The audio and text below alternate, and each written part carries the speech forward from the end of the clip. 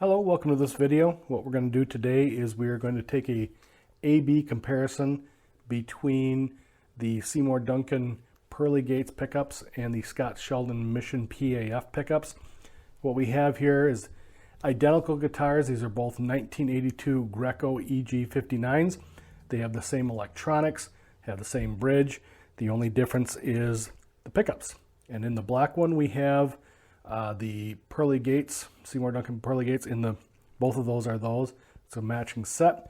And in the Sunburst guitar, which you'll see in a second, we have the Scott Sheldon Mission PAFs. So I'll run through some clean stuff and then switch the guitars, play basically the same thing, and then we'll add some dirt to it and then some crunch, and we'll go from there. And then you can let me know what you think. So we will start out clean here.